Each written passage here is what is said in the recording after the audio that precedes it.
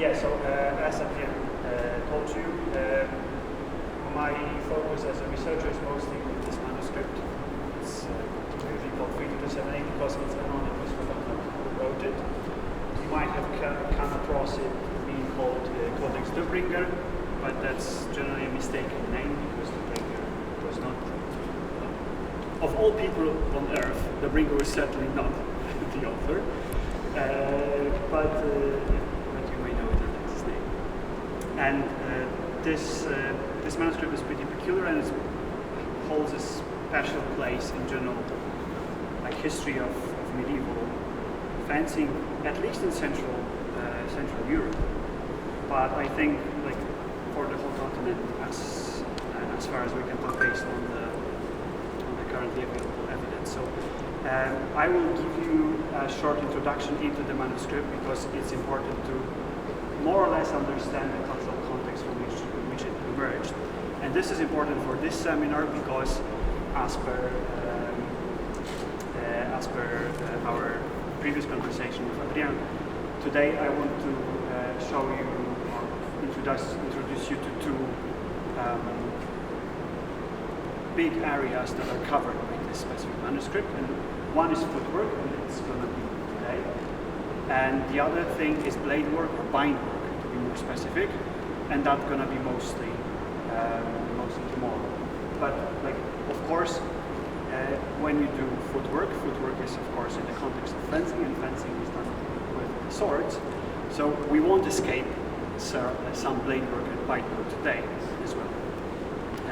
So be prepared, but certain things that I will just briefly introduce today will be covered in greater detail tomorrow. Yeah, so this is the very basic structure of this seminar, but to be more detailed, and I'll focus on today, because we'll brief tomorrow. So today the footwork will take you first through the basics. That is the kind of motions that this fight book sees as primary techniques for maneuvering, moving around, and setting up things in fencing, right? And you will see that this footwork is, well, it can be called archaic. It differs in important respects from what we normally see today in Kima competition, or also in many clubs everyday training. So we'll discuss a little bit why this is so, or why was it so at the time, and how we can, if at all, we can learn from it and take away something of our modern practice. Okay, so this is what we're going to do in a broad stroke, and specifically you will see that the second part of today's session is going to be about what the Codex calls artful fighting, so künstlich fechten in German, and the Codex proposes that this should be done with the left foot, and we'll see how we can approach this in practice. All right, so do you have any questions at this very beginning? No. So first, we're going to have a little talk, so you can just gather in a circle and sit down. Then we'll warm up together, and then we'll move on to the quick talk. As far as we can tell now, these were not around until about 1450s, right? So mid-15th century. Perhaps they were no later, but there are no sources to prove it. We have no specimens preserved in museums. We have no iconography. We have no texts mentioning any kind of this. So this is the time of Talaga or Paulus Karl, and of course later. I mean, Talaga would be familiar with this, but it's uncertain. The same goes for Karl. They are best confirmed starting from the 16th century. This is where we know that they were actually used. And generally, the 15th century was a time in medieval Europe that saw quite a lot of changes, and the manuscript that I work with was produced probably at the very beginning of the 15th century, or more probably at the very end of the 14th century. So it was right in the middle of a transitional period where a lot of things were changing rapidly. Well, throughout Europe, but probably most intensely in Central Europe and specifically the Holy Roman Empire. I will cover this in a bit greater detail. But now just let's focus on the fact that things were changing. And one thing that started to change rapidly compared to the long previous period, a couple of previous centuries, was fashion. And generally the end of the 14th century is when fashion trends became a thing in Europe, because unlike earlier, the types of shoes, the types of clothing started to change at least every generation, which was very quickly compared to the past. And this includes swords. And in the 15th century, the swords in Germany evolved extremely quickly. And the swords that were used, for instance, at the times that von Danzig wrote, or Ringe, or these other authors that you normally associate with the Lichtenauer tradition, which come from post-mid 15th century, they used different swords that were known and used in the 14th century. And now the important thing to understand is that it's not just a statistical difference. That is, that the most popular sword was different, but more or less the same swords could be found in both periods. It's not the case. The case is quite opposite. Certain swords that were extremely popular in the 15th century, mid-15th century, were not invented yet at the end of the 14th century. And this includes several important sword design elements. One being the pommel. We on the Federschwerter, we commonly found this kind of pear-shaped or fishtail pommel, right? They were entirely unknown at the end of the 14th and 15th centuries. And they used flat pommels like this, like faceted color or round, or sometimes entirely square, but they were flat. So this you might have noticed, or not. I will pass this around. If this pommel is not very comfortable to hold for a longer period, it also bites into your hand pretty painfully if you have to absorb any force on the blade. It also can bite into your forearm if you hold the sword in certain ways. I mean, the left forearm, right. So they are in themselves a certain constraint when it comes to handling the sword, and they give different possibilities than the fishtail, the pear-shaped ones. The other thing is that these swords had pretty short handles. And now this is flexible and of course blunt, but other than that, it's an exact replica of an actual sword from the period. That's pretty typical. It's a typical design from the period for southern Germany. Now this grip, I had to. It's almost exact, because this grip is like this longer than in the original, because I couldn't accommodate the gloves otherwise, right? Especially that the manuscript that I work with specifically says that when you handle the sword, the proper way is not to hold it by the pommel, but to fit both hands here. Right? So if you have this kind of short grip, your hands are essentially like really close together, and this creates its own set of constraints when you handle the sword. And the other thing is that while the grips were pretty short, the blades were pretty long, and sometimes extremely long. These swords could be up to 135 centimeters long in total, with grips. And well, for my PhD thesis, I compiled like a really extensive catalog of the swords from the period and from the region, about 300 of those. And out of that, half was preserved in its entire length. So it wasn't actually uncommon to have swords that had grip starting from the crossguard to the top of the pommel with 20 centimeters here, and blades longer than 100. There is one in the from the late Okay, fine. So I probably know where it is. Yeah, that's right. So this was quite good. So if the pommel was not used for gripping, was it just for weight balancing? Yes. Yes, mostly. But well, that for sure. And actually, this is exactly what the manuscript says. That the pommel, that's why it has to be big and heavy, because the sword is big and heavy, and the pommel has to balance the blade. But practice shows that there might be other uses of the pommel as well. If you're interested, we can. Yeah, this is the most obvious one, but there are less obvious ones. We can discuss it later because that's a fury club. Sorry, right. Like some bias. Well, I mean, a knop flag is also described in this. Yeah, this actually is scary to hit anyone with. Yeah, but well, I don't want to make this workshop about the sword, because we have different swords and you also compete. This is not a legal sword to compete with.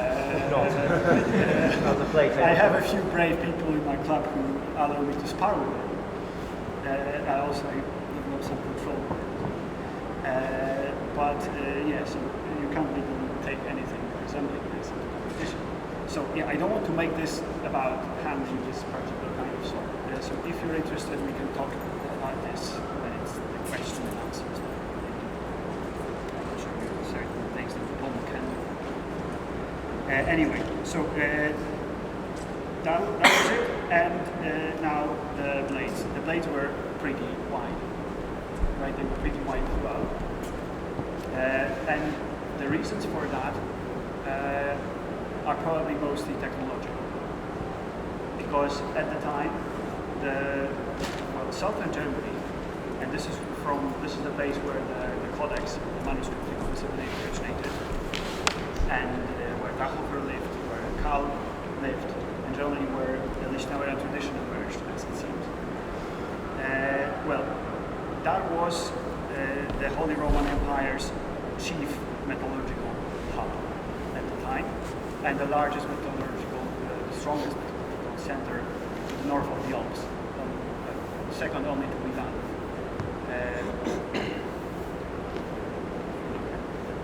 Europe specifically. So they were pretty advanced with making swords, but they still struggled with certain aspects. First thing, they apparently just couldn't make slender blades that were that long and would be durable. So that's why the blades are pretty wide and thick. And the other thing is probably, and this also probably explains why the grips were so short. Because if you make a long sword, there are two tricky things to do, like to make a long blade that won't shatter, and to make a long grip that won't shatter because of the vibration that's absorbed by the pommel. And apparently, they just couldn't make it work with longer grips. So they focused on making longer blades. The grips remained very short. Yeah. So later the gets longer. Yes, later the grips. Excuse me. Later the gets longer and the blade gets Shorter, narrower. Yes. And I got a question. So it is more optimized for a longer grip. Well, it's certainly more comfortable. Third one is that we couldn't make it. Yes. And does the sheet on the feather and such represent the larger base of the blade?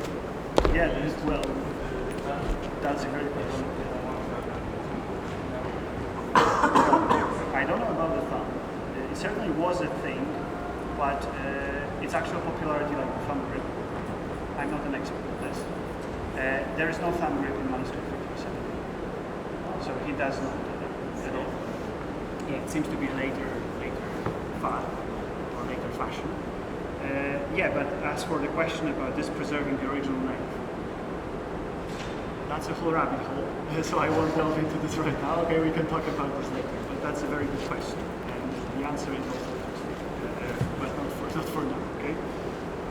Right, so I wanted to take note of the width of the blade for tomorrow. I also like talk about this again tomorrow for a while, but you may try to remember this because this will become significant when we do the bite. Right, so now, and also the weight. This weight's almost 1,750 grams, and this is pretty typical for the period. But the balance is pretty nice. I mean, it's 9 centimeters from the crossguard. I missed the beginning. Is it a reproduction of a specific artifact? Yes. So where is it from? It's from, well, it was found near Sandomierz in Poland. It was probably a merchant or a merchant's bodyguard sword that was lost on a trade route. And you can date it? Yes, it comes from the turn of the 14th and 15th centuries. No. Certainly pre-1420.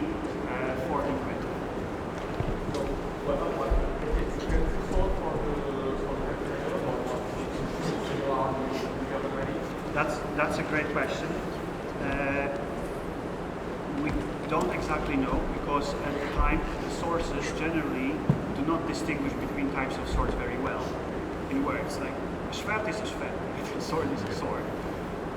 And also, well, I won't talk about this in detail, but one thing that emerged from my catalog of swords from southern Germany from the period, well, not only southern Germany, I like to give the whole Germany, but yeah, so what emerged from this was that it was clearly seen and also statistically significant that blades, swords like this, with long blades, they appear almost exclusively in southern Germany. Not appear, they are made exclusively in southern Germany or in Siebenbürgen, that is part of Transylvania, right? But it was also a German land actually. Yeah, so and they are significantly longer than the background, so like the swords from elsewhere, right? So we don't really know whether these swords were more expensive than others, probably so, but also they appear to be pretty popular in that particular region, right? So they seem to be like fashionable swords from southern Germany. Does yours have the actual thickness, or it's Yes. maybe thicker for safety? No, thickness is, I mean, not the edge, of course, right? The edge is blunt, right? Yes. But yeah, other than that, the thickness is as it was. And the point is fairly rounded for sparring purposes. Yes, the point Still was, fairly wide. well, the points in the original is abraded, so you don't know its exact Okay. shape, right? So that's one thing that can be guesswork, right? But they tend to be like pretty sharp. Yeah, sharp, but maybe slightly wider because some Italian swords are very triangle shaped. Very narrow. Yeah, they were like not like triangles, they were like Okay, more rounded. yeah, so it's more rounded and perhaps closer to such century swords. Depends where more rounded. Yes, that's usually the case. Maybe another technological innovation that allows triangle points perhaps. Non, Antoine, tu sais que tu vois pas. Non, ça va.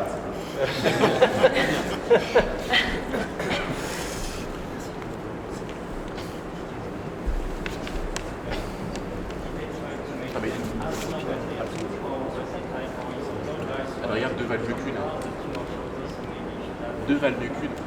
We don't know, but the swords that we have, they vary, right? So sometimes they are even as long as 1.4 meter, but there are much shorter ones as well. I mean, by much shorter, I mean like 156.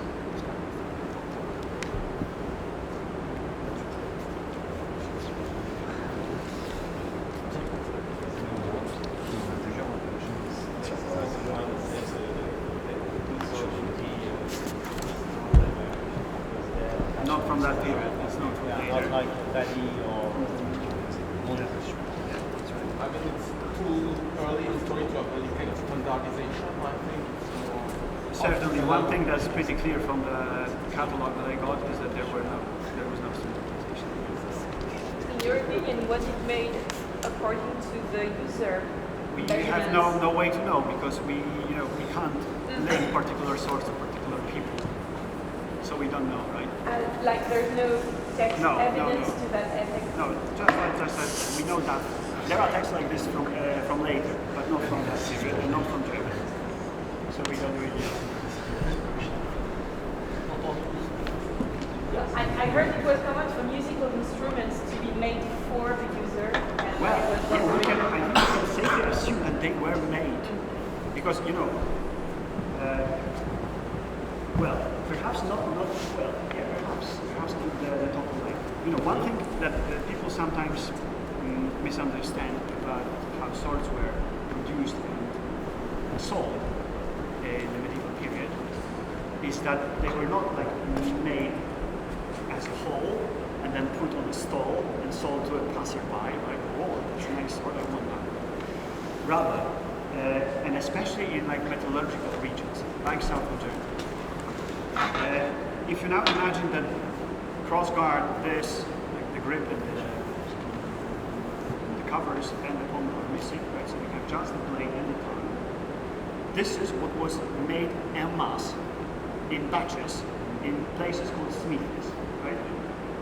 And they would then send these blades with hands, right, to sword makers. And sword maker's job was not actually to make the blade, because this was made in the smithy. Sword maker's job was to make this, and then fine-tune the blade, usually for a particular user. Right? So when you came to a sword maker, you would inspect the blades, then you would discuss how to do the grip, the hilt, right?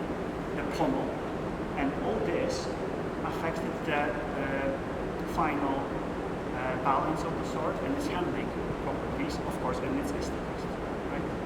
So these things were usually made like customized for a particular customer, right? But then again, we know from later periods that sometimes a sword maker would make a custom sword, and the customer would not show up to pick it. So they would end up with a sword that they would put on a stall and someone could buy, right? That was an exception to the rule. that rings a bell regarding modern email. Hey, we have something in stock. It's very peculiar. That's somebody. Yeah. that was how we did this back in the day. Yeah, so. You didn't send a debt collector to say, like, you didn't pay for that sword, you didn't keep the money. No. Well, sometimes people were hard to locate in the Middle Ages. Yes. So it was easier to disappear. Maybe Peter Fetter is from dancing. How could you miss him? That's the Peters. Yeah, so sometimes also swords were ordered by people who were, it wasn't polite to bother them with this stuff. Payments, this is another thing. Yeah, if it's a local bar or something like that, you're not going Or a son of a bandit knight, for instance, harassing the whole neighborhood, and that's also not nice to bother those people. Yeah, so enough about swords, right? So the swords were different. So the fencing was probably different because of this. Right, this is the point I wanted to get across in this introduction. The other thing is, of course, because like fencer works with this, right? They also do their work with feet, fence footwork, and the feet connect the fencer to the ground, and like in the end, the thing that connects the fencer to the ground is this part, right? The sole of the foot, or the shoe, and this is a pretty common shoe type for the period, and well.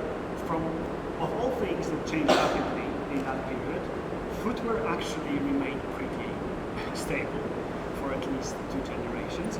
And these shoes called Poulains or Krakowies were extremely popular for whatever reason. sometimes these part noses were made like extremely long just for show. Yes, I think debilitating, I call it. So they could barely walk. Anyway, this is also what we see on Tauhofer's feet or cow's feet in their images. And the shoes have their own constraints. Even if your foot fits tightly, which is not always the case, and it was not always the case in the Middle Ages, because again, shoes were depending on your budget. If you were wealthy, you could afford making custom-made shoes, but in most cases they were made in batches according to some standard sizes. So the solution was to buy such a shoe, and if it was loose, you would put things inside, like moss or dried cut straw, or put on thicker socks or whatever to make it tighter. But well, we can safely assume that in most cases they were not extremely tight. So if you don't want your foot to, your shoe to fall off your foot, it also is a set constraint. For instance, you're less inclined to do very dynamic things with your feet, right? But it's a minor thing. The major thing is that this is a little slippery. But then again, it's less so than people nowadays usually imagine from what I can tell. Because you can often hear HEMA instructors saying that in period footwear, if you do the lunge or do the flash, you can just like flip over, do the matrix dodge unintentionally and end up landing on your back. I used those for a year, training mostly outside on different kind of, in different weather and different kind of surfaces. The shoes were different, so that also the ground, maybe like Yeah, ground space, streets, or yes, and the shoes perform differently on different kind of footing, right? For instance, here, there is no point actually trying this here. I know from experience that on this kind of like polished wooden floor, the traction is so bad that it's better to do it barefoot actually. And you may actually find a lot of iconography of medieval people doing things barefoot when they prioritized dynamic motion. For instance, if you see runners, they're often barefoot. And from my experience, that's precisely because this is not a running shoe. Because especially if you want to have for a jog, it's okay. But if you want to do sprints, then you're losing a lot on your on your start, and it's also hard to stop running at some point.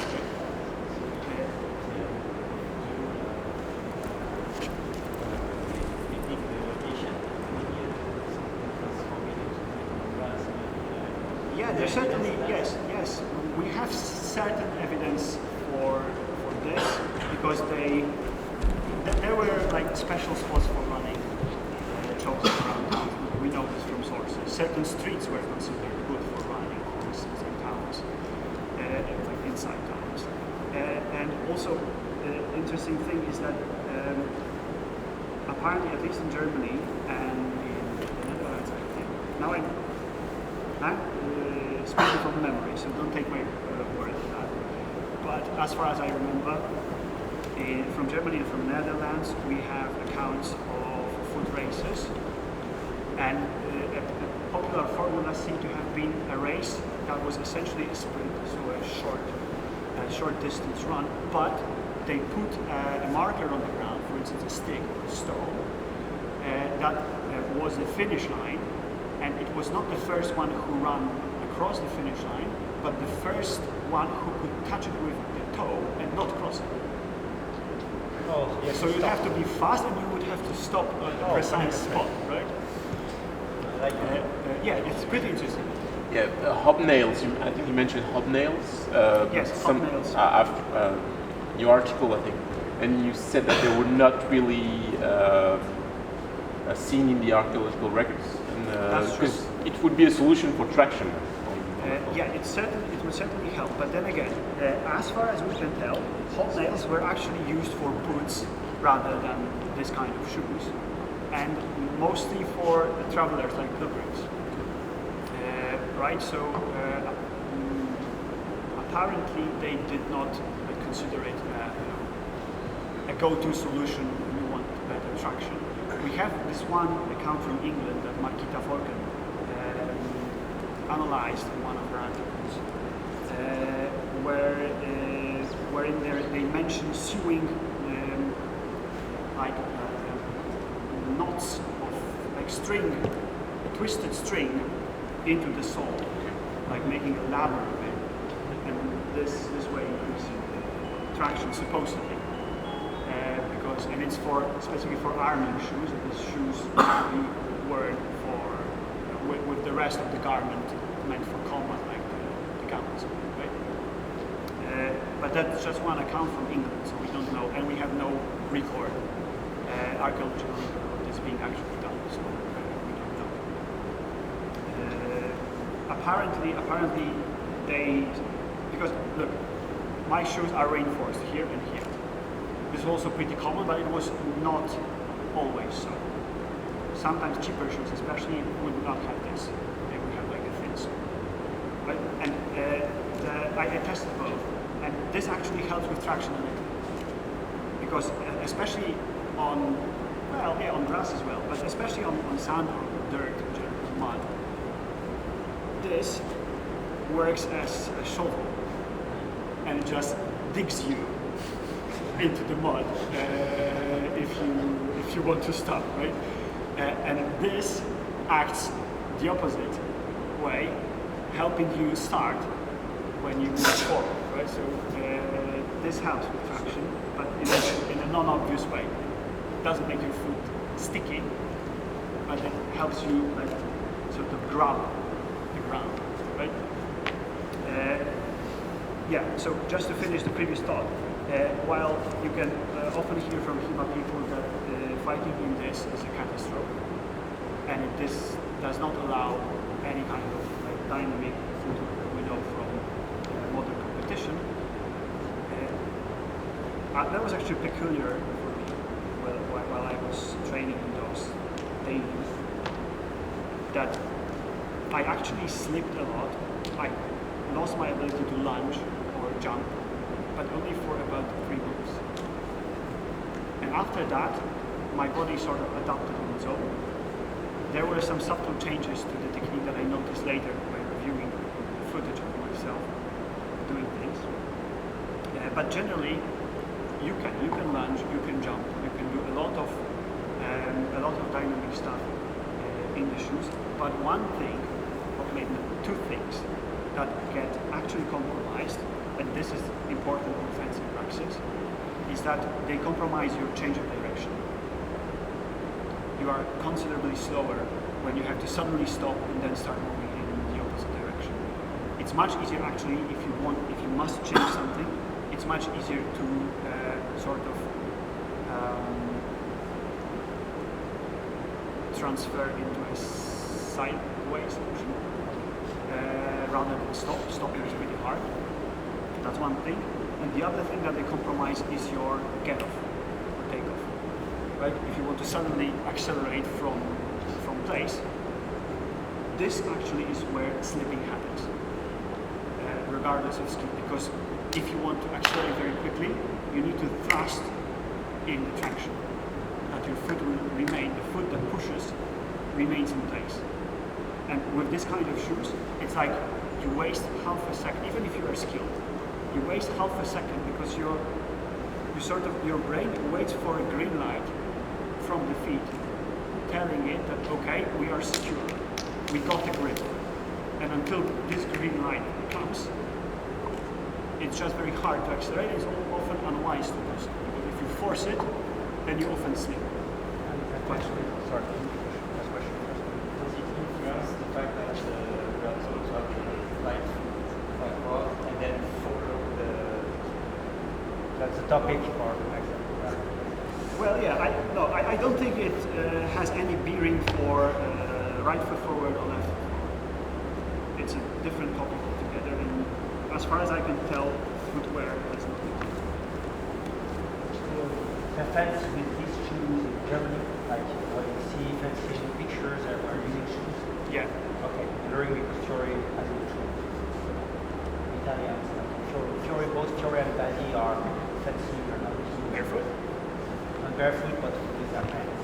No visible shoe anywhere Right. on any illustration. Well, yeah, this can be, it's actually curious because, I mean, these images Obviously. are pretty conventionalized. Yeah, So sure. it can be argued that perhaps these are the shoes only like schematically represented. But then again, yeah, it's also like sometimes, I mean, the hosiery. Yeah, so Right? you It use would- their poses. Sometimes it would be open, Yeah. as we see in Talaga, for instance, but sometimes it would be closed. Yeah, looks And like they have often closed- they would also have sewn Yeah. soles underneath it. So it It's like acted as a they're shoe. poses. Yeah, so perhaps it's that. Yeah, but we have iconography of people doing fencing in this particular Okay. kind of shoes, including Talaga. Yeah, there was a Just to bounce off that, it's true that Italians have a lot of soul opposing that shows a lot in various parts. I was going to ask, for the grappling, does it also affect significantly how you are going to position yourself and how risky it is to throw a leg, the projections? Yeah, that's a great question. These shoes, because they do not grab the ground as well, make it, well, it's harder to defend by sinking into the ground because your feet are easier to move even if you put weight, even if you load them, right? Yeah, but there's like sinking in the ground and there is, jumping around because the other is trying to catch you and project you, and you can always kind of hop around a bit and they don't manage to find the turning point. So does that also make it too slippery to defend by escaping constantly and trying to break Yeah, you the can't do distance this kind of drive that modern wrestlers do on the mat with their shoes, right? Because like in modern freestyle wrestling, if you're like attacking from this position, for instance, you can like plant this foot there, Yeah, right, and push off it, and this is impossible, right? What you will get is this, right? There. So yeah, it certainly affects things as well. And it also makes wrestling safer in a way, because in sticky shoes, especially if you put pressure on the leg and the foot gets stuck, all the thing is absorbed by, for instance, the joint here, right, or the hip or the ankle. Right? With slippery shoes, when you apply pressure, you are more likely to move the whole foot, the whole leg, I mean, and this way the joint is spared quite a lot of abuse, right? So, Too tall ACL is a term a long time ago, but by wrestling and having some sense.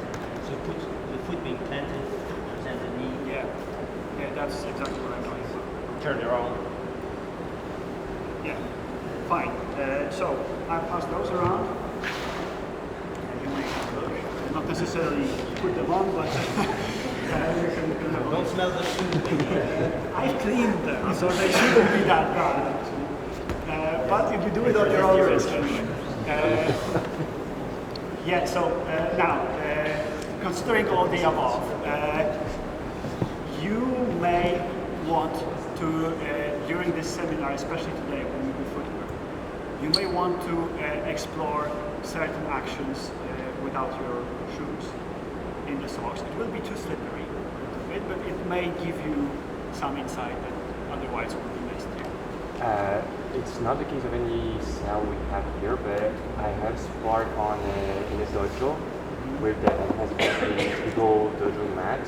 So we do barefoot on them. How does it compare to socks or barefoot on a mat?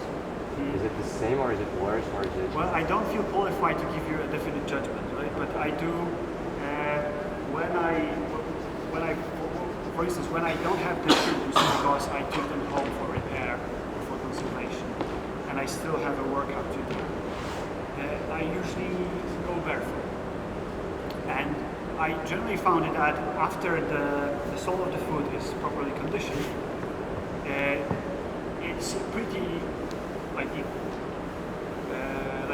most of the same things happen if you're doing the thing barefoot. Well, the same thing as you would have with the shoes on.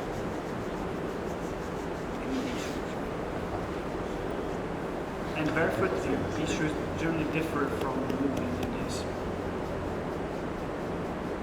Do these constrain your toes inside it, or are you able to No, display the mine toes were out? custom made, so they fit me, right? But like historically, for instance, there's a fascinating catalog from the find from Co-Object in Poland. They had like a really large amount of these shoes from the 15th century, and quite a lot of those were apparently bought used by secondary users, and they were not exactly fitting. They were often too small because sometimes people would like cut a hole for their thumb, not the thumb, the big toe, right?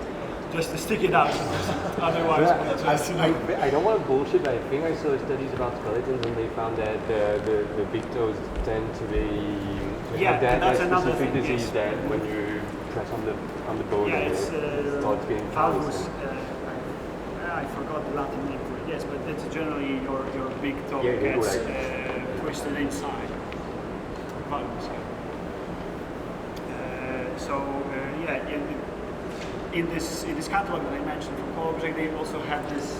It was fascinating because they had the shoes, and they also had a large physical anthropological sample of bodies from the same period and the same context.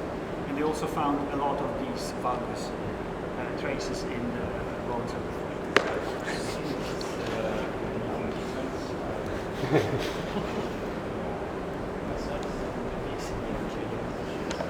Okay, that's another rabbit hole. But Just 3 months ago, they were,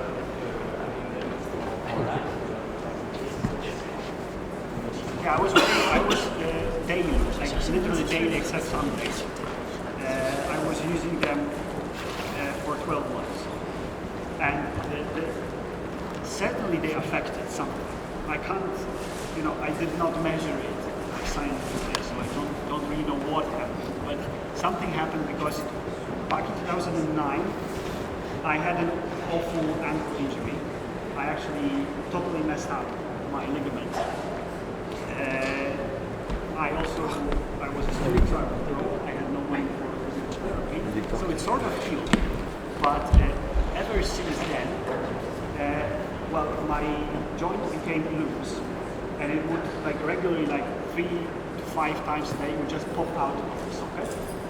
And one thing, I had one physical therapy session because that was what I could afford. And the guy there taught me a way. I would use my belt to wrap it in a specific way to just put it back in place. And I would have to do it a couple of times a day. It was especially irritating while fighting because once this happened, I just couldn't load that foot. And if this happened, for instance, during a retreat, I would just pop it over. It also made me stop running, which I enjoyed previously. So, and it was my life until 2020, when I started this doctoral research, and I started using these shoes, also running with them once a week. So I started running again after this long break, and it was terrible at first. My ankle would just swell, and it was really miserable. But I knew that I had to keep the regimen, so I decreased the pace. I got soft on it, but I kept running. And in 3 months, I not only started running in proper pace, but also the problem disappeared entirely without me doing anything in order to get rid of it. Excuse me? Excuse me? why you were wearing Those shoes? Yes. Well, that's a long story, but for my doctoral research, I had to do a 12 months embodied study that was called. That's how it was called. And basically, I followed a health regimen because in the period there was a genre of literature, mostly oral, but in the 15th century and 14th century it started being written down. And in Latin, they were usually called regimina sanitatis, meaning a health regimen.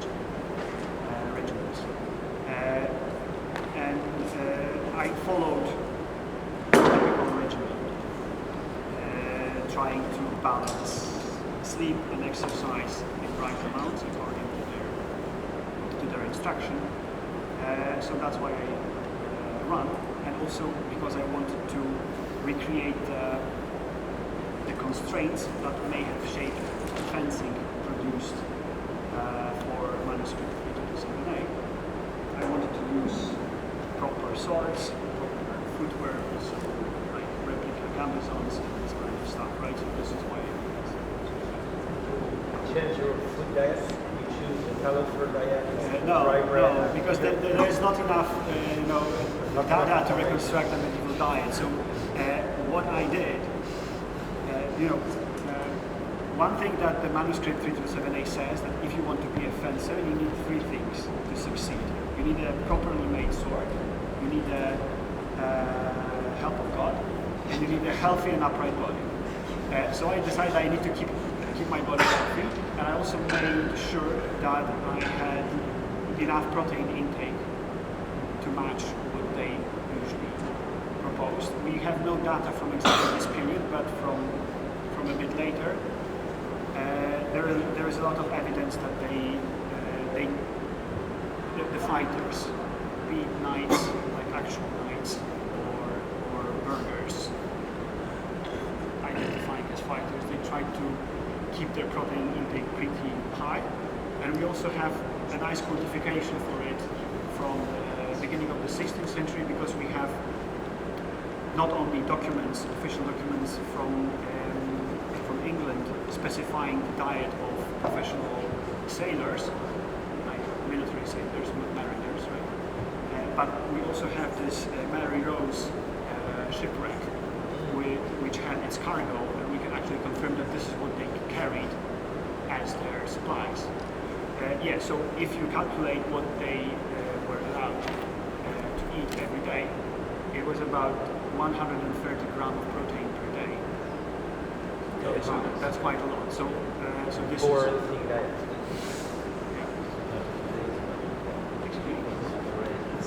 Today, protein, how we like it.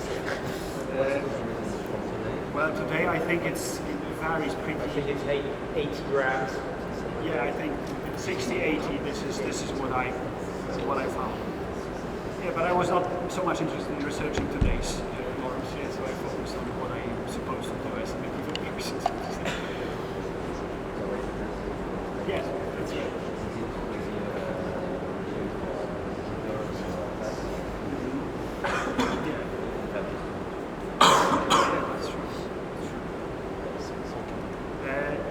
So that's the answer. Any more questions? I had a question on the shoe construction, because I made 2 pair of medieval shoes, which were a disaster, but whatever. Do they have an inner outer sole, or do they have a welt? You know the thin strip of leather? It's welt. that goes around? I'm not expert in terminology, but yeah, it's welt and it's a turn shoe, right? So they were like sewn and then turned. Yeah. Okay. So yeah, because I was trying to figure out if this material that we're going over was the inner sole or if it was the welt. I can connect you with the guy who made it, because I didn't make it. Right? So if you I was want- looking for a technical term like, how what's it called in English? And I know. I found it finally. I also struggle with the English terminology. Yeah, I can connect you with the person. That's no Yeah. problem if you I want. would love to. Also, I mean, you may probably notice that they are repaired by me, so I'm not I ashamed. noticed the thread was. Yeah, and this is also what they found in this co-object. In these co-object shoes, they were also heavily repaired by the users. They were made to be repaired, like more or less easily. Yeah, because they like, I repair them like at least once a month. Because usually, even now, I think one of them, yeah, this is what happens, see? Yes. This is what Yes. happens all the time. Especially if you use them for some dynamic stuff, not just walking. Yeah, so that's it. Any more questions? Do you still use them all the time? Or? Yes, and now I use them mostly for I have two crazy students who want to learn the 3 to the 7 stuff, so when I do lessons with them, I wear these shoes and I also smile. But no, I no longer wear them daily, because during the study I would even do gardening or walk my kids to school or this kind of stuff. All day long. This or that. Yeah. Okay, fine. So I think we can leave it at that. There is much more to say about this fascinating period in the context of manuscript 50 to 70, but we can do this later if you want. And now we'll move on to actual moving, okay? But as I told you, if you want, you may try out, especially at the beginning, maybe not necessarily the warm-up, but after we move on to basic technique, you may try to do it barefoot first, just to like get a basic understanding of what differs, and then you can proceed with the shoes. Or you can go with the shoes from the start.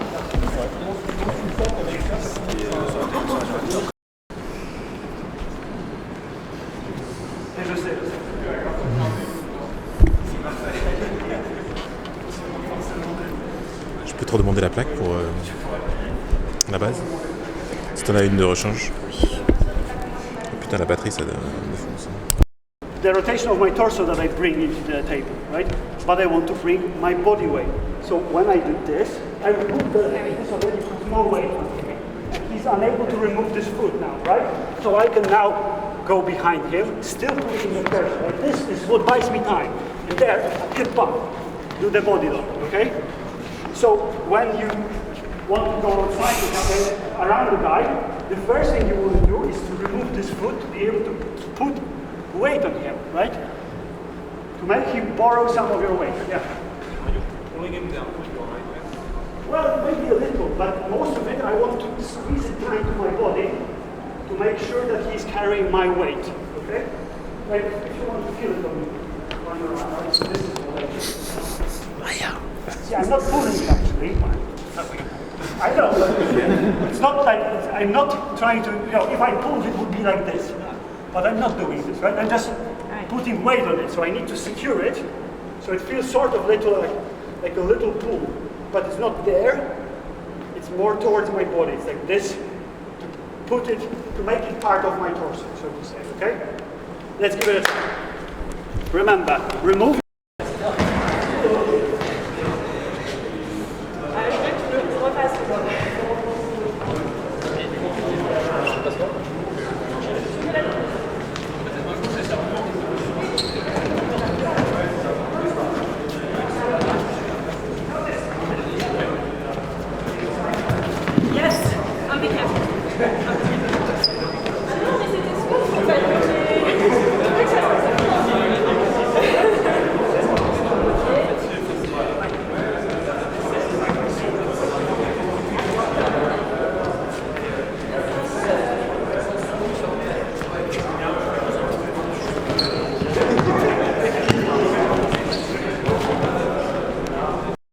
Advance and retreat. These motions are secondary at best, rather tertiary for the author. He assumes that the basic maneuvering is performed with what he calls Schretten, and from the way he uses the word, it's clear that this means a passing step, that is a step where we switch legs, right? So this is the kind of motion that we see throughout most of fighting according to him.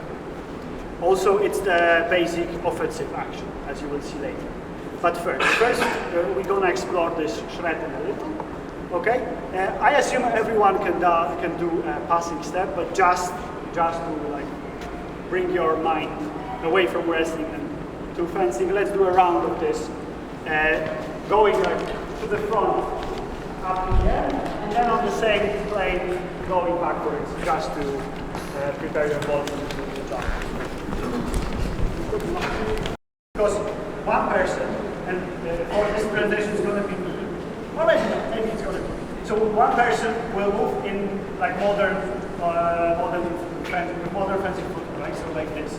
And now I will be only using passing steps.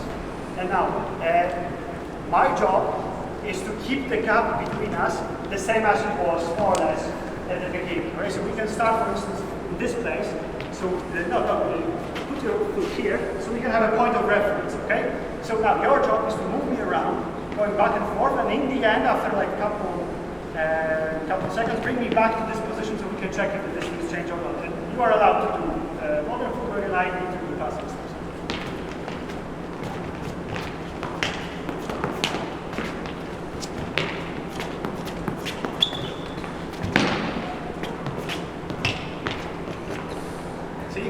That's it. I was already close. I had to correct. Yeah. I think the guy was really because I asked to deceive you or it's just a one. Well, he's allowed to deceive me as much as he pleases, right? And now, aim or is it just well, at this stage, it doesn't have to be his specific aim, but he's allowed to do so. Okay. Now, as you have probably seen, I already had trouble to keep the distance the same in the course of this exercise. Give it a try yourself. Okay. Thin ice, right? So one way to do it is you can like move in a way that keeps the weight more on the back foot than on the front foot. So this makes the front foot easier to withdraw if there is a need. It doesn't remove the problem altogether, but it helps.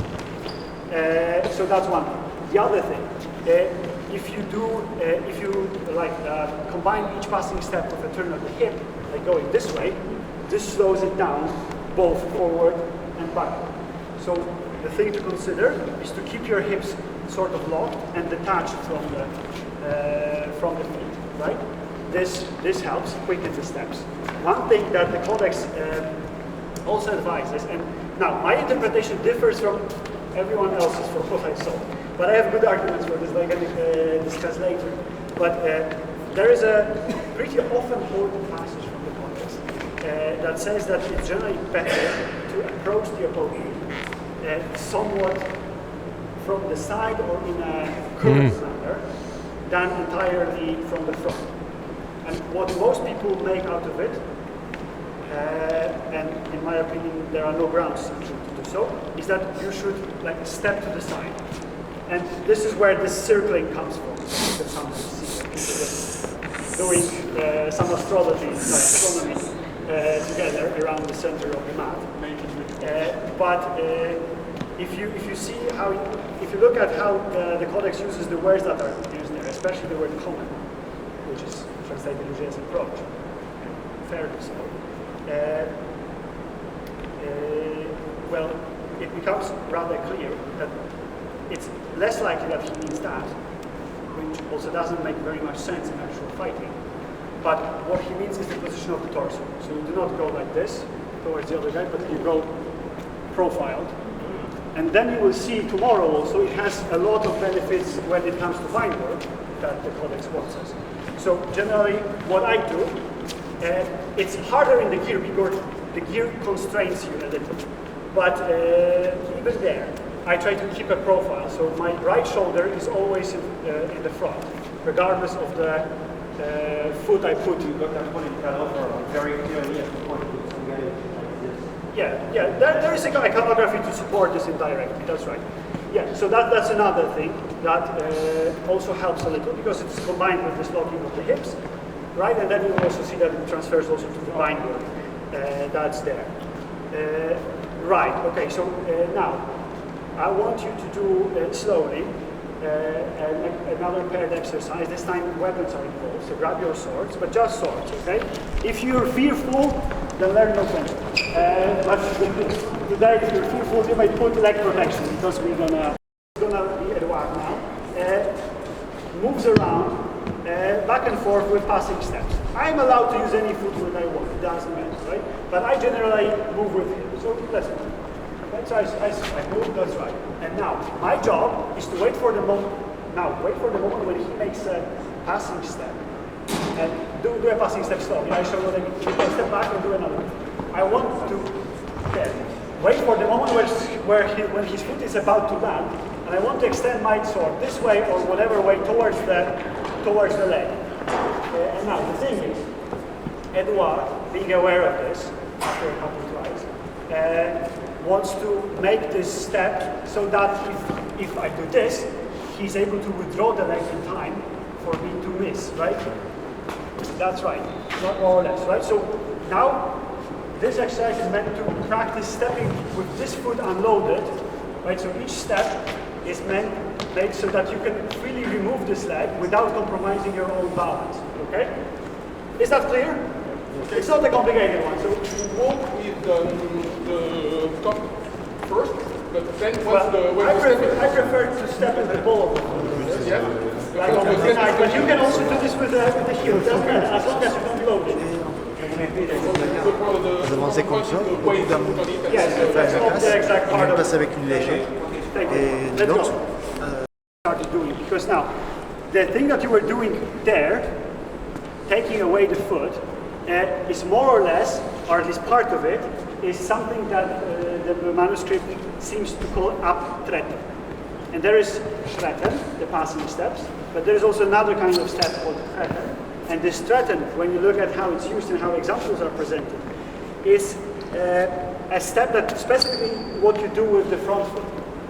So if you happen to be with the right foot forward, the treten will be done with the right foot. If your left foot forward, this is your treten foot for the moment, okay? So, and now, there are three types of treten. There is zutreten, which is extending or moving the foot towards the opponent. So this is zutreten, right?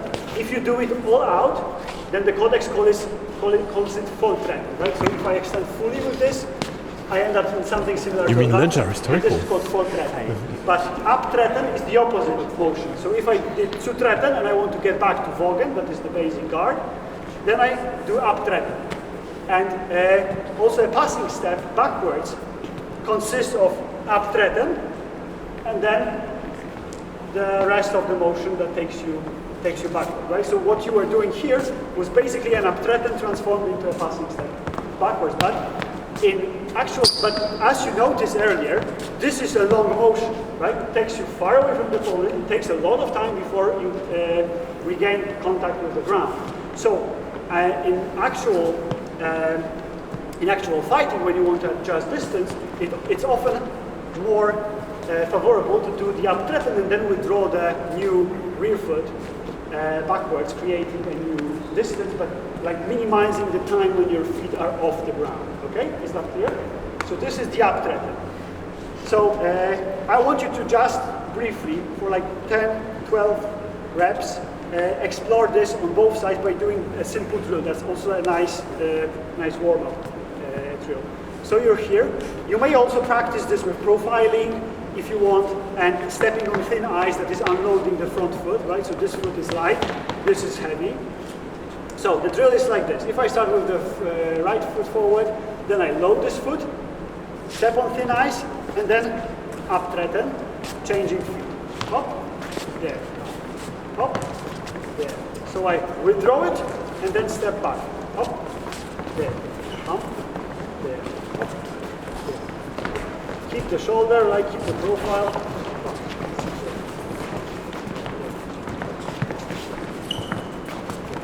Okay, give it a try. Keep the hips locked. Zutreten is like a half lunge. If it's volltreten, it's like a full lunge, right? But in either case, this is zutreten, and this is abtreten, back to Vogen, right? So it's zutreten, abtreten, hop, hop, hop. This is easy, you know this. So I propose you switch legs, keep profiling if you want, or frontal if you prefer, but I'll do profiling. And let's do this with the left foot. Come. Where you can do volltreten, right? Volltreten.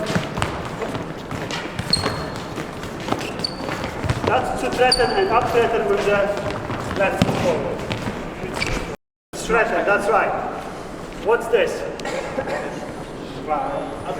Abtreten, that's right. This? Zutreten, and this? Abtreten as well, that's right. So you're all set. It's not everything, but you have the basics. Now, one thing, the last thing I want to do before the break is introduce you something called kleine Läufste, meaning like little run. Well, it's hard to pronounce, it's hard to render it in English because the Germans have this peculiar way of like making these cute diminutives of words by adding this chen at the end. Like, lauf or lauf is is run. Läufchen is like a little cute run. So that's always funny when I read. Anyway, the codex says that sometimes when you maneuver with the opponent, you will need to make a long step or a jump or this kind of stuff. But sometimes you need to do several shorter steps or a little run. Right? And now, he doesn't explain how it looks like, so now what I showed you is something that I developed based on my practice, and I won't die on this hill, that is exactly what we also meant, okay? But it works for me.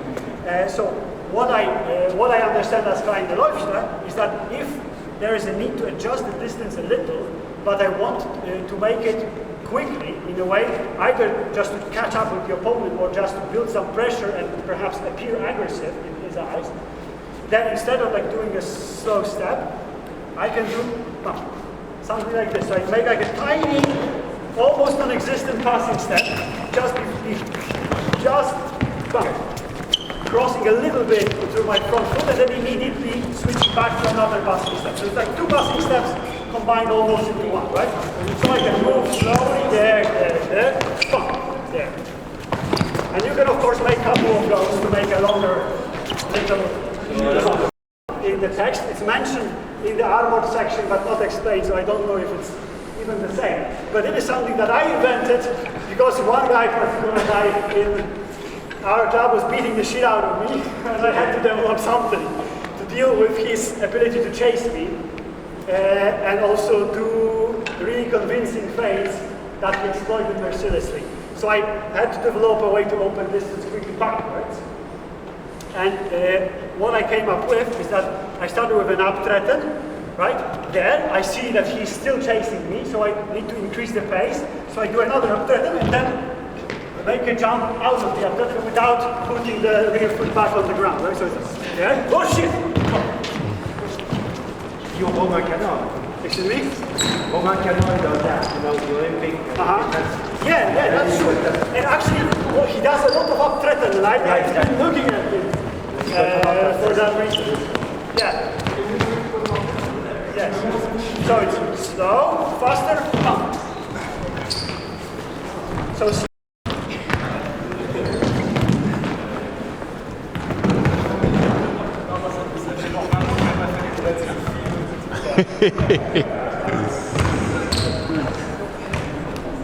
abtreten, zutreten, for instance, abtreten out of there, right? So make it like a free flow exercise, recycling the things that we did before, right? You remember the kleine Läufchen as well, right? The other step that we practiced, like you can try upswing and do this. So it's up to you what you do, right? But try to make it vary.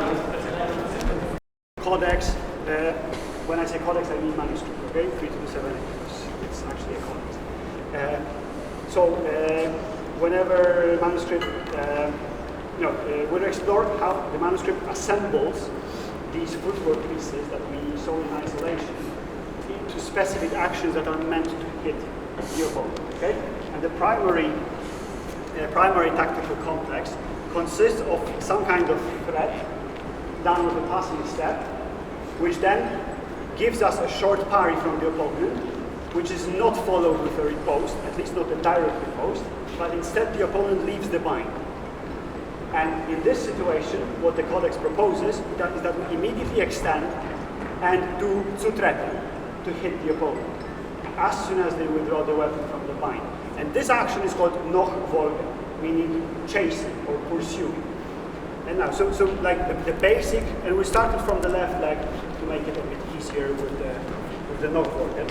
So I'm here, so the basic shape of the action is as follows. I do the passing step, I get the parry, but then there is withdrawal, right? So there is an opening, so I extend and zutreten.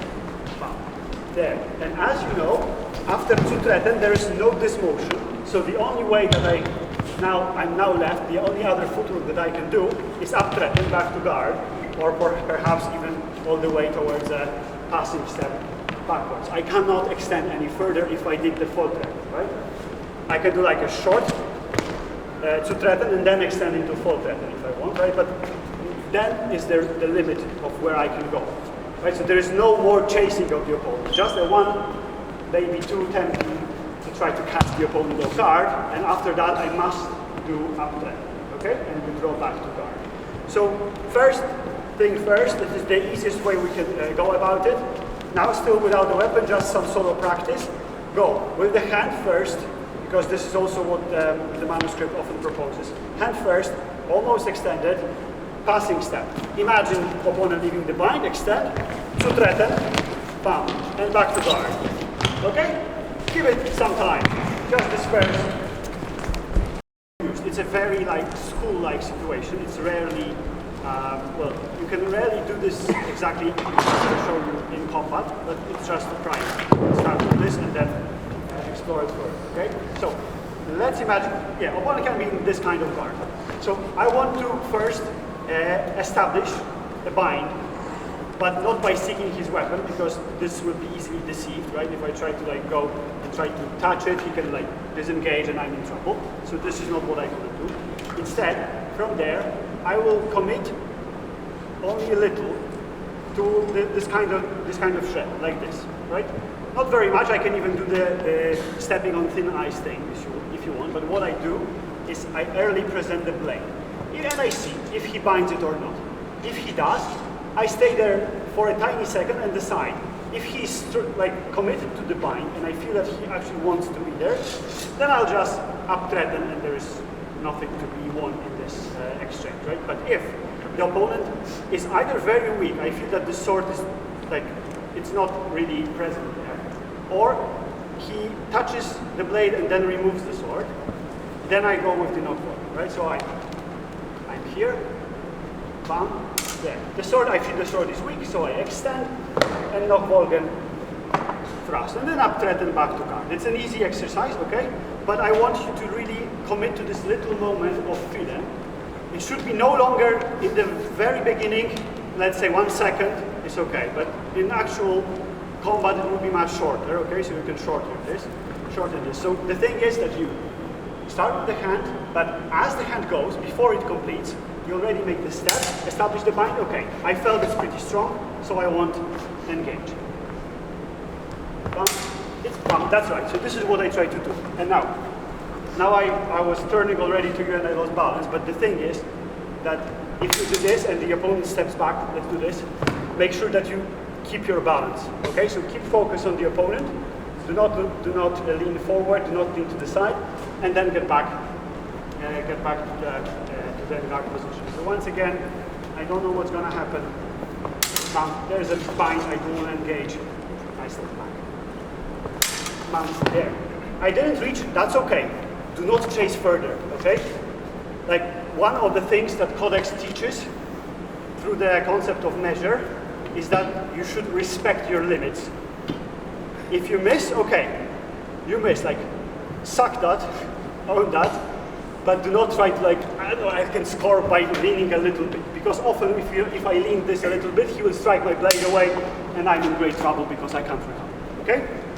So if I miss, then I do up threat and back to guard. If I hit the brain, I hit, okay? Thank you very much. Let's do this in pairs.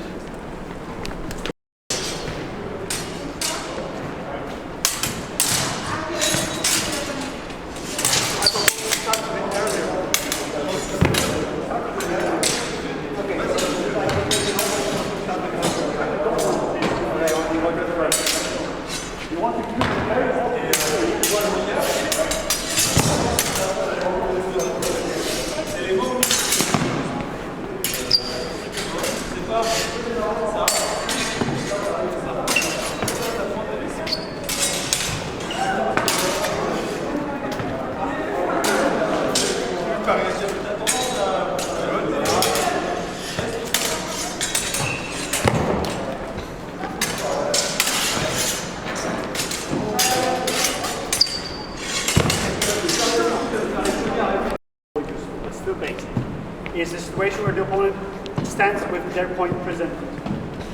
Okay, so if you can present the point. And I'm here. So we're out of combat, right? We are not fighting yet. And I want to change that. I want to approach this fight and start something. So one way to do this is, again, to present an obvious threat so that the opponent sees where it comes from. I want it to be visible because I want him to engage my blade, right? So I present this as I stand. And now two things may happen. He will either try to get rid of this by binding, or perhaps he will bind it and extend towards me, right? But, or even like in a fully fleshed counterattack. If I do this correctly, this means that I'm still far enough, even if he counterattacks with footwork, to be able to either withdraw or at least react with the hand, right? So that's the correct distance for this action. But now, the other thing that happens pretty often is that instead of pushing, he tries to change the line, right? And I will try to use this as an opening for my own attack, right? So I'm here, obvious threat, as it goes, bam, change the line, so this is where I go. So I try to time it into his change of line, occupying the center and going for the kill.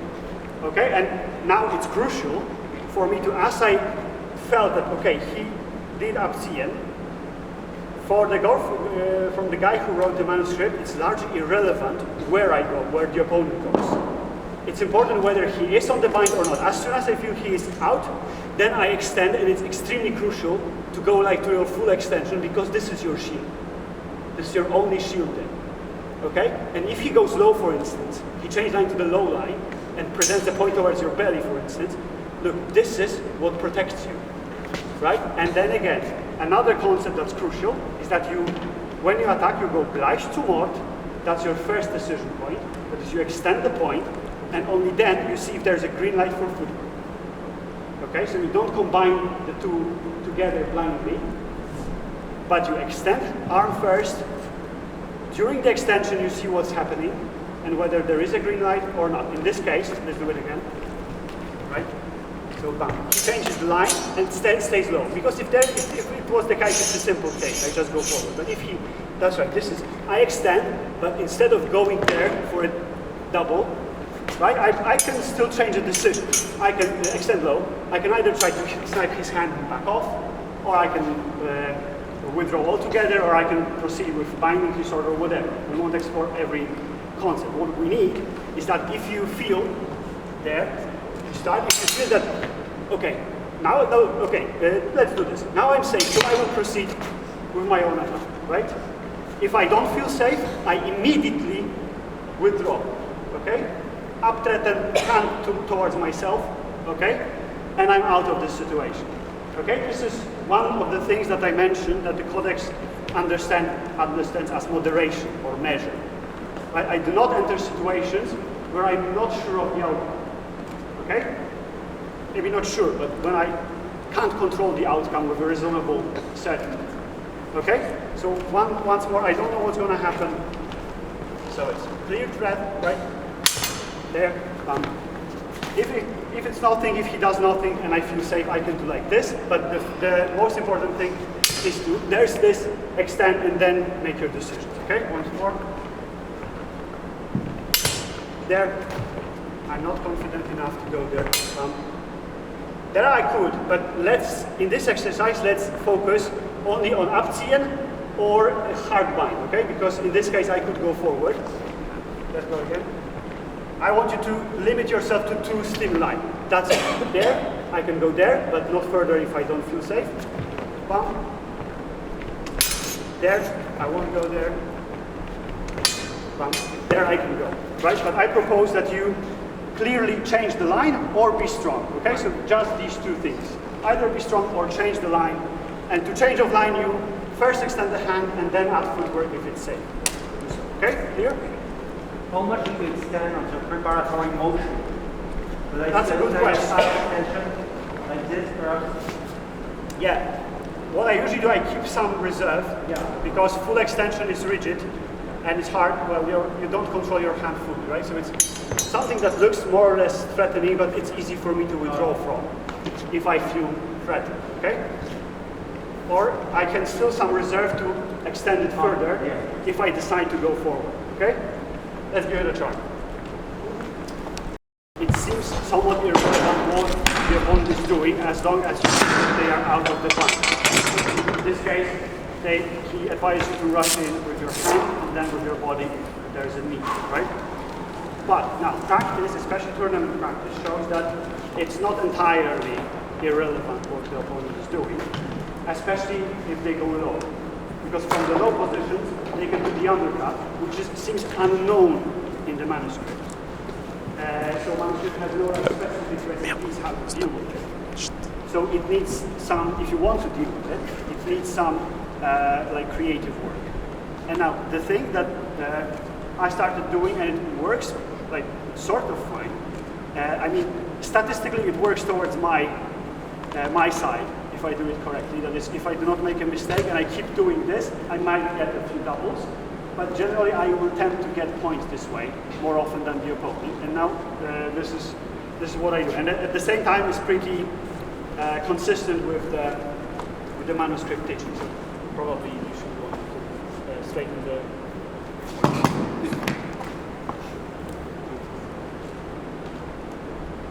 Okay, great. So now, I approach, right? I approach. Yeah. Something happened now. And if, no, leave it above. As before, if the sword is up, everything is fine. I extend and go with the normal stuff, right? But yeah, the difference is when I feel it goes down. So now it goes down, so I can still proceed. But what I propose is that I still extend the hand, but not like this, which is very vulnerable to the undercut and easy for the opponent to withdraw from. Right? So as soon as I see he withdraws, I extend, but I go there. But it sort of messes up with his undercut. Quite often he has no room to actually drive the cut enough to make it valid. So he might be touching my hand a little, or even the glove, because sometimes actually he's touching only the glove, not the hand proper. And I can go forward with my hand extended, only not there, but there, towards the belly. Okay? So once again, I propose we try it a little. So there are two things that can happen here. No, three. I go, if he's like this, then I go forward. If he's strong, as usually, then I go high. But now, if he withdraws, and if he's down, then I go low, gently, okay? And if he withdraws and stays up, then I go high, right? So now I will differentiate between upper thrust and the lower thrust, depending on what I get. And for this, put on the gloves, I mean the receiving guy at least, okay?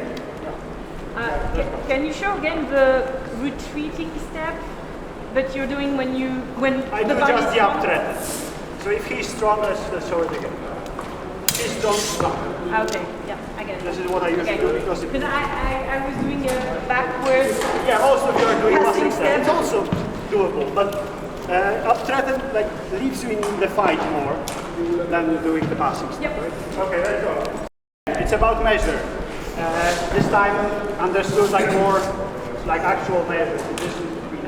Now, if I present this stretch, and that stretch so far that Adrian can adjust his hand, cut my arms, there is no way I can pull off the thing that I just showed you, because there is no room for it. My brain won't process this fast enough. Right? So the thing that I'm trying to achieve with this one is to interest him in binding my sword, but without going so close, he can hit me with just a hand, meaning that I also won't be able to hit him. That's why I need knock Volken if there's an opening, right? So I go there, here, right? If he now tries to cut, he will probably need footwork to actually cut me. And I have time to deal with this, one way or another, right? So that's quite important part of the measurement, right? So I present, that's right, it's here, and then I decide from pretty safe space, right? Because even if he starts doing something, I will see it from this distance and will be able to react or not, but I will have a chance at least. If I'm too close, I have no chance whatsoever, okay? Unless pure luck saves. Okay, is that understood? Okay, great. So now we're going to move to something related, but then again, quite different. Because what we've been doing here with the passing step was not an attack. It was just a polite invitation for the opponent to engage in a conversation of sorts, okay? It works sometimes, but with guys who are more competitive and more like better trained, they usually won't buy it and they will do nasty things to you instead. So now we'll start exploring the actual sort of offensive family the gun, like the main offensive weapon that the manuscript 3227a has and proposes to us. And this is called Umschreiten. Because so far we've been doing Schreiten, which is like a regular passing step. But when the manuscript describes preparing an attack, he proposes to do it with an Umschreiten. And it's a different kind of thing. Because describing it, the manuscript says that it's something, it's a kind of Schreiten, that is a passing step, that will allow me to reach the opponent with just a simple single step, but it's also done somewhat to the side. And now there are many ways to interpret this. I will show you two. One that I used to do before, and the other that I do now, which I like better. Now. Let's start with the older one because it's simpler, and it's still pretty good. So now we are out of combat, right? And I want to set up my own attack and actually try to hit you. So let's say that we'll start by going on the left foot. We'll discuss it in greater detail in a while, but it's easier to show this way. So I step in. I'm still not able to reach with the hand, right? But I'm also safe from the opponent, right? I'm pretty safe in this distance. And now, I will try to create a Vorschlag situation. That is, I will try to throw an attack that will be committed, will be threatening, that the opponent, if he does not react, he will be hit. But you need to understand that the main goal of the Vorschlag, that is the first strike, is less to hit the opponent. This might happen, but it's not most important. The most important thing is to make them parry your sword. Okay? So this is a concept I want to keep in mind, because this means that I can start it from pretty far away. Okay? Because I'm not so invested in actually hitting the opponent, but it has to look threatening. Right? And now, whether I commit or not will depend a lot on the guard of the opponent and what I know about his fencing style. But for this situation, let's assume that the opponent just sort of secures himself in this generic stretch fence or generic long point or posta longa, right? In the Italian fashion. So we are out of combat. I step here, and from there I want to attack. I wait for the opponent to lift the sword to sort of present it for this exercise, okay? Because this is the easiest way to do it. And now, I can start it from the low position, I can start it from the high position, doesn't matter. But what I want to do is I go first with the sword, there, or there, to get into the middle, and as soon as I get there, I extend it. All the while, I start leaning my body, and then I'll explode with a passing step that is not entirely like this, it's not entirely linear, but instead, it takes me to this. If it's timed correctly and the opponent is not very wide with the bars, can even sometimes go around the bar. Okay? So if you look at this at just the feet, it's like there. Okay? You can also land like this with this leg still playing and highly extended. It's okay for now. Right? So the thing that we want to do, we step in, we are still pretty far. I see that there is this posta longa thing. So there I go, and this is the way I want it. Okay, once again.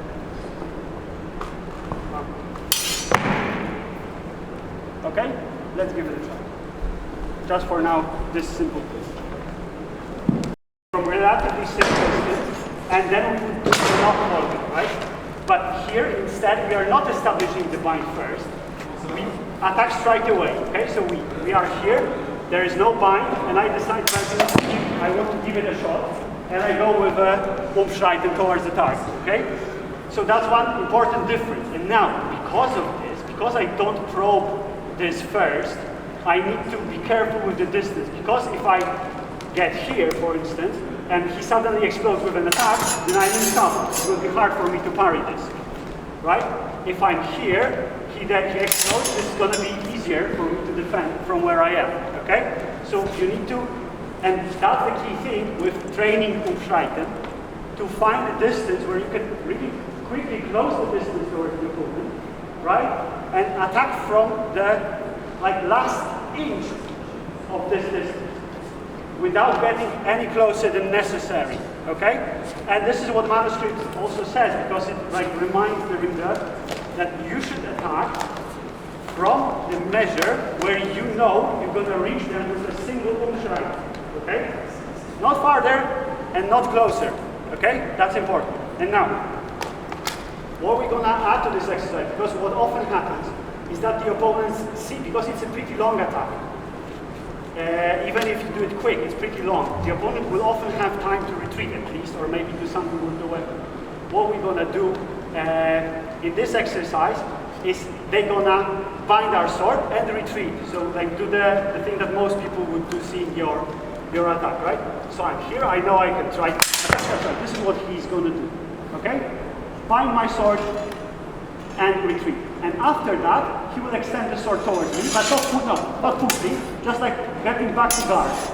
That's right. So this is where he becomes weak, and I can do my knock volume, okay? So I have to remain there for a second, after my attack got parried, with my hand extended, like sort of blocking the line, and I wait until he sort of reverts back to original guard. And this is where I go with my knock volume, that is this lunge with my hand extended. Let's do it again.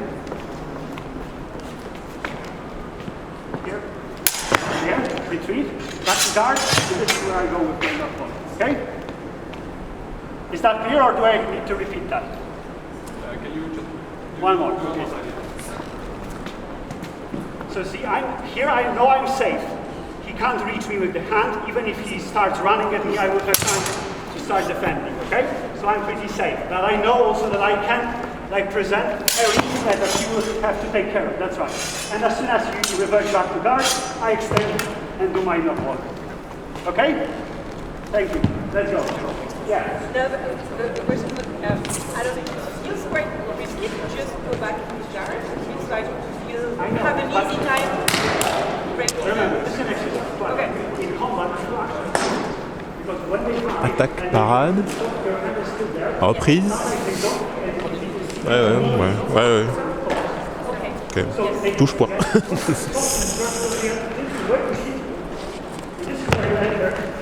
Score a hit like before they commit to a removal. This is what happens. This happens in combat. Not exactly like an exercise, but the feeling on the blade. It's quite subtle in terms of. But now, as I promised, I will show you a different way to do this Umschreiten thing that I like more now. I mean, for quite some time already. Because now, if you do it like you just did, in this lunging manner, it has two problems if we look at the manuscript. First, it requires a good traction on the front foot to stick the landing. It does not always happen in historical shoes in like outdoor terrain or historical terrain, so to say. Actually, you can lose your balance or do a split where you don't want it sometimes. So it's a bit risky. So when I tried to do it this way in historical shoes, I ended up doing it much more conservatively. So it was also less compelling to my opponents, especially those who knew me and know how to fight. So that's one problem. The other problem is that one of the things that Umschreiten should help with is to avoid the Durchwechsel. And this version doesn't do it very well, because if I attack the opponent and he does a Durchwechsel into my attack, do a Durchwechsel, that is disengage, okay, and present the point, sorry. I'm talking German, but I'm in the theoretical, right? Here. If I do just this, then this Durchwechsel is still threatening to me. And in many cases, even if he doesn't track that much, this motion doesn't get me so far offline to be safe from this. So I do not fulfill one of the things that this Umschreiten should be doing for me during combat. So now I propose we explore a bit different mechanics. So we are here. I want to attack. I know that I can't directly attack from there. But then again, as you know, the Vorschlag is not meant to hit at all costs. Actually, hitting is a bonus. What I want to achieve a parry from the opponent and have them engage on my sword. right? So this is what I wanted. And now, so I first present fast and slow to explain what's going on. It's going to be different, right? Here. And now the Durchwechsel, so I'll show you. As soon as you see me go to the Durchwechsel. Bam, here. And it's harder for the opponent to chase me all the way. It takes longer and I have all the time in the air to actually take care of this. And as you probably saw, I do not end up in the lunging position, but with my feet much more connected, right? So now slow. Here. I want to attack. So I extend, and with the extension, I immediately let my knee go forward. Right? So it's like there. And from there, I can do a little jump and I end up in the standard guard position instead of the lunging position. So it achieves all the same things. It's slightly better for defending against Durchwechsel. And one nice thing that it has as a bonus, it's also much less destructive for the knees and ankles because you don't stomp so hard on the ground. Instead, it's much more gentle, but it's based on the springiness that we've been talking about, right? So again, I'm here, I want to attack. Yeah. So I'm pretty much here, and if he withdraws, for instance, my legs withdraw, like step back. If he steps back, my feet are already, my legs are already loaded, so I can explode with a really solid not broken if there's a need, right? Once again.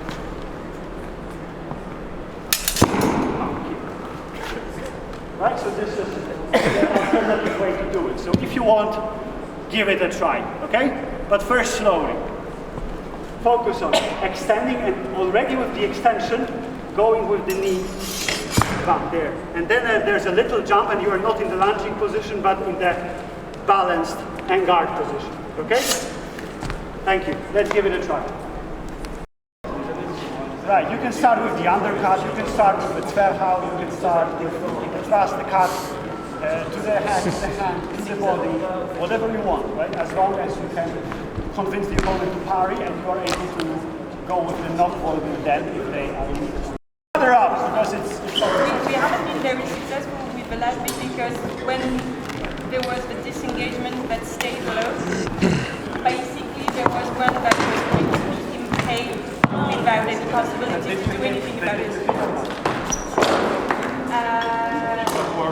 No, I didn't because I was too present.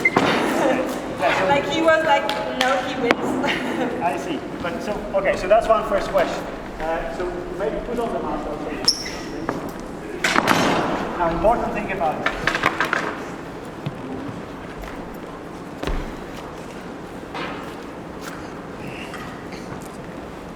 It also sort of feeds into the discussion of priority that we had. Oh.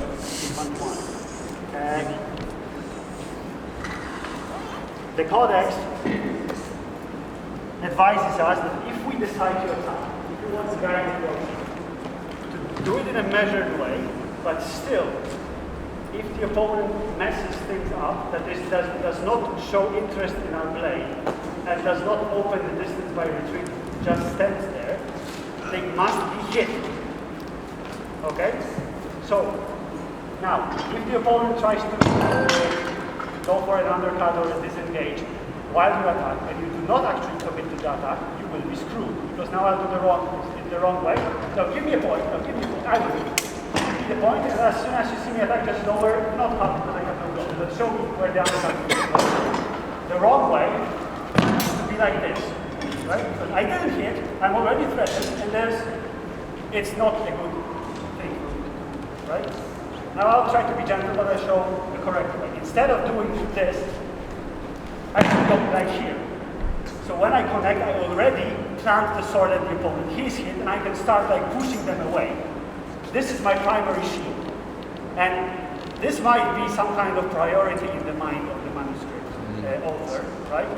But generally he seems that he implies that this should be enough to keep me safe, at least from like serious injury. Can you demonstrate the difference between the two? So like, I felt it, but I didn't understand it. Right, so very slowly. The first one, I didn't hit you. That was not an attack. In this case, if I get hit, I'm already hit, and I can try to hit you back, but it's already later. So I screwed. It was not a foresight on my part, right? When the second I already hit, and I start pushing you back as soon as I start the attack. So if you ignore it, you already get a solid hit, either to the torso or to the face. Was that going to work faster or with another?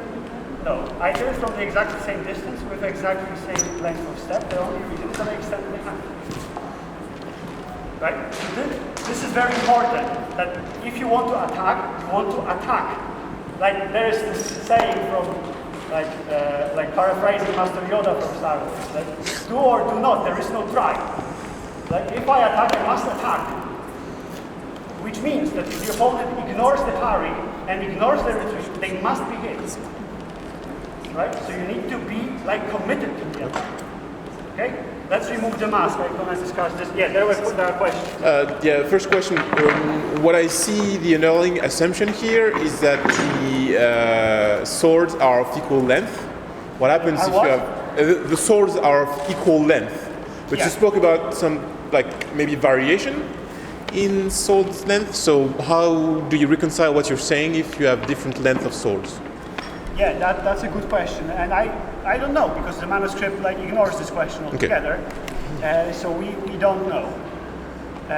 But my personal take on this, because I did these kind of mismatched fights, so my approach is that if I'm the shorter guy, so I can't rely on this kind of pushing thing, I can't do Vorschlag. Okay. Remember, Vorschlag is not necessary, you're not obliged to fight with the Vorschlag. Actually, in the manuscript, the author makes it explicit that the Vorschlag is not where you start from as a fencer, but this is something that you may eventually reach as you progress. Right? Vorschlag is something that experienced fencers do. So you're not forced to try to do Vorschlag. Right? There are other ways to do. For instance, trying to bind the opponent's weapon this way or another, one way or another, right? So in this case, you just don't do this kind of stuff, right? You don't attack and try to. If you can't reach them with a single step out of safety, right? I mean, was it on your tournaments in Blackhorns, I guess, a few years ago? Like, you almost never attacked? Mm-hmm. You were always more passive, like, waiting because there was a discrepancy in soul length. So. Yeah, that's right. So that would be my answer. But it's based on practice, not on the reading of the codex, because the codex doesn't seem to bother with this kind of situation. I remember reading in one of your articles, or was it in the videos, that it may very well be that we are the bias due to modern gear and flexible weapons, and there is no protective reflex of the body, that might withdrawing reflex when there's something and I'm not going to do. If I do that, I'm indeed outreached. Of course, if I stand my ground and I do this while deliberately eating a thrust to the face, I will reach, but will the body allow me to do that if there is something coming is more obvious. That's right. And also, this is another thing. Remember the wide blade that I showed you on the actual sword? We did like test thrusts on meat, like on pig carcass in line, and on also on the heavy back in the gambas, on this kind of stuff. And what's interesting is that especially when it's actual meat with some bones there, like so skin and stuff, if you have a narrow blade, it will often penetrate quite deeply, like very easily. But a wide blade, it goes like for an inch, and then it starts pushing the target away. Right? So this might also be, but it's circumstantial evidence, of course, right? But it's a food for thought. So that's one thing, that perhaps the codex worked in an environment or with an assumption that placing the point on the opponent's body will efficiently stop them from going towards it, right? And perhaps this is why he emphasized planting as particularly either the torso, the face, or the throat, because these are places which are most directly attached to the shoulders. The shoulders are where the sword is attached. Right? So if you push away the throat, you also push away the sword. Right? So this is one reason. But I won't die on this. I think it's a pretty sensible thing to hypothesize, but we have no like real way to get solution. Yeah, so that's a good point. Now, but I wanted to get back to the matter of attacking when you attack and not just faking. And I can tell you from my own practice that this is if I get beaten, and I get beaten off while trying to use this approach, is specifically when I get too hesitant to actually commit to my forearm if I try to fight patterns, right? If I sort of attack, commit with the footwork, but do not fully commit with my weapon, this is when I'm usually beaten because the opponents either easily exploit this because their parry is very easy, so they don't feel pressure, they can choose their riposte carefully, feint me, whatever, or they already at the start of my attack recognize that it's going to be a fake one, and they just ignore the parry and give me an undercut, for instance, or a cut from the side, or whatever kind of counter-attack that does not involve binding my sword, right? And this problem, the only solution that I have found so far to this problem is to, if I decide to commit fully. This means that if I do this, and of course if I choose the reach properly, if reach is correct, my technique is correct, and I commit fully, this means that they have only two options. No, three options. They can retreat, which means they can't riposte and I'm safe, and they can't counterattack, and I'm safe. They can parry, and this means I achieve what I want to achieve with my forearm. Or they ignore it and do some shitty double, but I get my hit. And this is okay, like codex-wise. I'm happy with this result, and I get, of course, I get no points usually in most rules, but I like tick it as a success in my head, and I'm happy to do it once again until the opponent gets distracted or tired, and I actually get the kill. Right? Talking about competition. Yeah.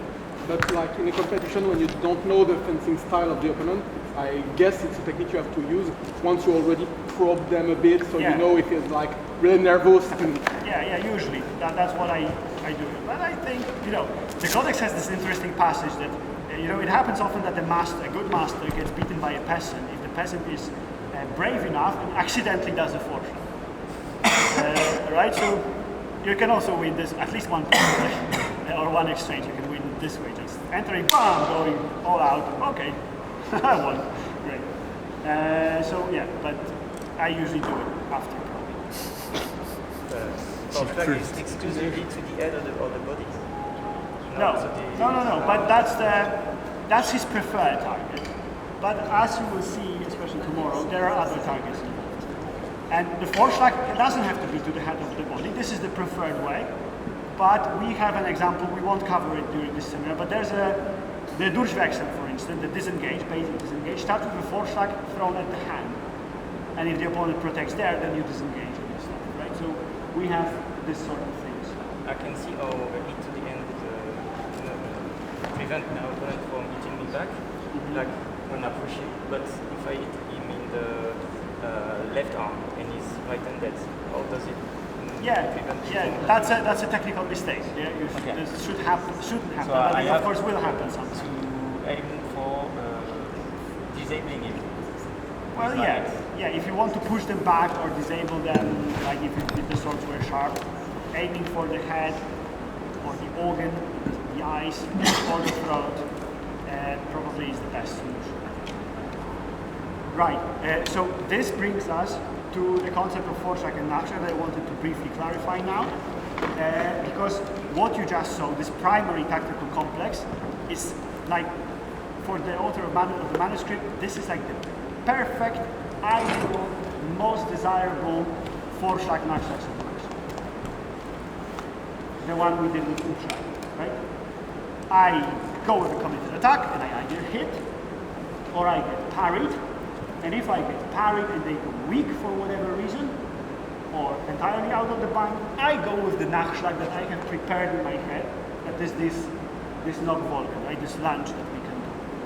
So in this case, my strike with Umschreiten is my Vorschlag, my first attack, and this chasing, the Knockvolken, is my Nachschlag. That's why it's called Knockvolken.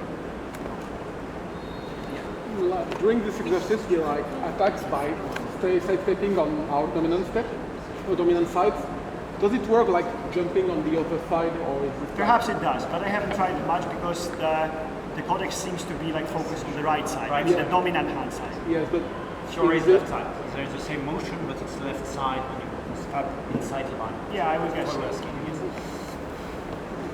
Yeah, so this is the basic four-track Naxxrack situation. I opened the fight with an attack that it's threatening. It should hit if the opponent makes a mistake, but I do not count on it entirely. I don't try to hit at all cost because I have a prepared second action that's hidden in my first action, right?